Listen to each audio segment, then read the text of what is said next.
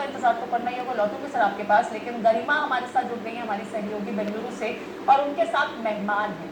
जरा समझ लेते हैं कि इस वक्त कर्नाटक में, क्योंकि अब कुछ ही घंटे बाकी बचे हैं, ये स्पष्टता समझने के लिए कि सरकार पर कौन सी पार्टी काबिज होने जा रही है। गरिमा, क्या कुछ माहौल है वहां पर? और आपके साथ जो मेहमान है, मैं चाहूंगी जरा आप बताएं भी और समझाएंगे। ओवर टू यू गरिमा।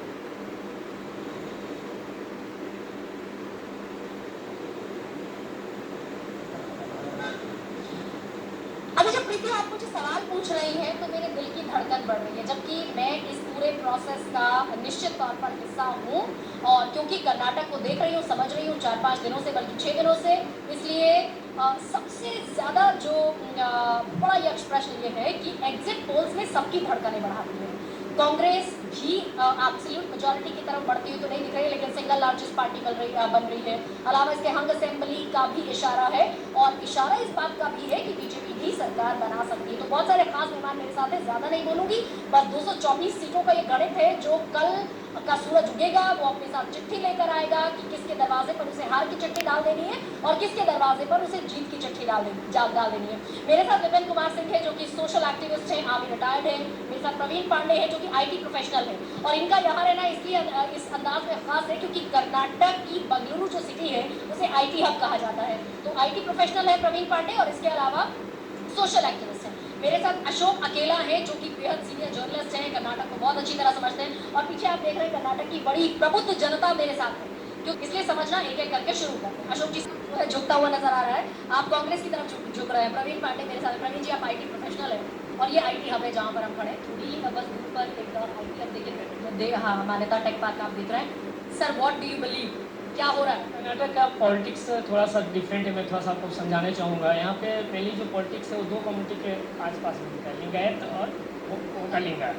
और ये पिछले लगभग 35 मतलब अभी तक कर्नाटक ने 10 लिंगायत कम्युनिटी का सीएम दिया, 8 वोटालिंगा का दिया है। तो ये पूरा इक्वेशन लगभग हमारा जो गणित है पॉलिटिक्स का इसी को पढ़ते रहता है। जो पार्टी जिसको अपने तो खींच लेता है वो यहाँ पे जीत जाता है।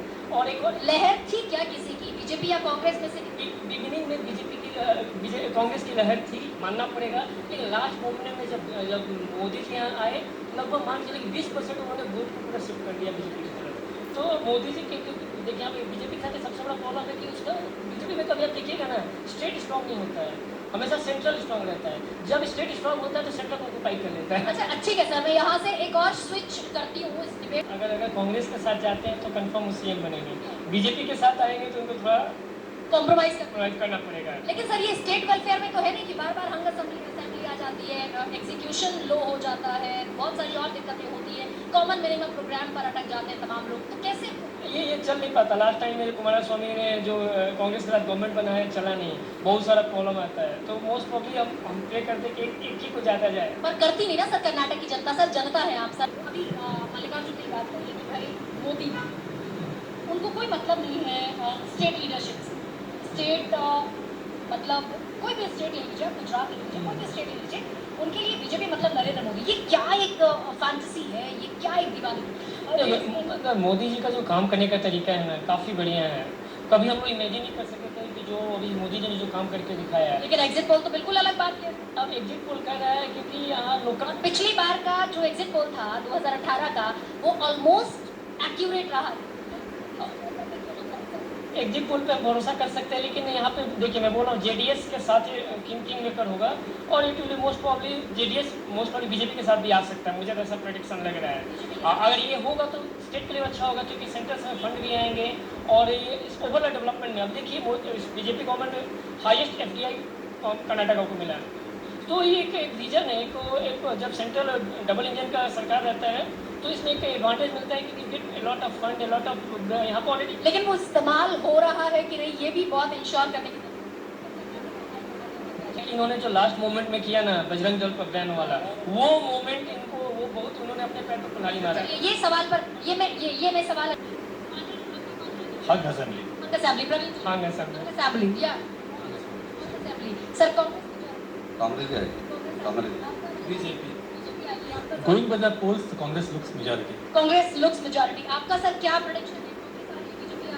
कुमारस्वामी किसके साथ जाएंगे, कुमारस्वामी क्या बीजेपी के साथ, क्योंकि दोनों के साथ जा चुके हैं। देखिए कुमारस्वामी यानी कि जेडीएस वो बीजेपी के साथ भी मिलकर सरकार कर्नाटक में बिल्कुल ठीक कहते हैं गरिमा, यहाँ पर कुमारस्वामी की भूमिका महत्वपूर्ण होने वाली है, लेकिन सवाल यही कि क्या 2018 वाला फॉर्मूला इस बार भी सटीक बैठेगा, यानी कि मुख्यमंत्री की कुर्सी को लेकर के वो बार्गेन कर पाएंगे, उतनी स्थिति में होंगे, बड़ा सवाल यही है। तमाम चर्चा के लिए आपका बहुत शुक्रिया, हमारे साथ लगातार